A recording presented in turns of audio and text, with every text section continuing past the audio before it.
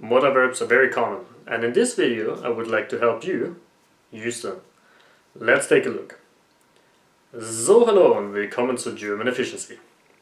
Here we can see our 6 modal verbs in the base form, infinitive. And that's how they look, conjugated for I. Okay, let's translate them.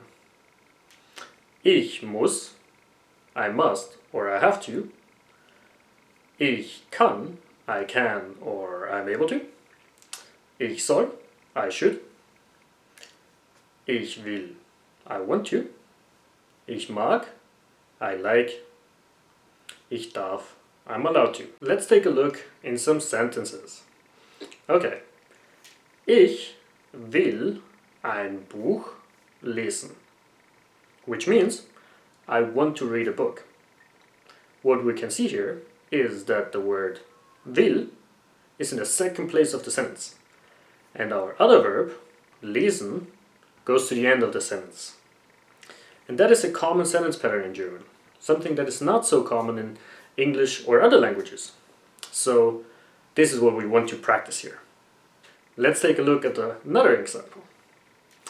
Ich muss ein Auto kaufen.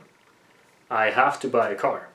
Muss, the modal verb, goes to the second place, and kaufen, our other verb, goes to the end. That is pretty much always the case.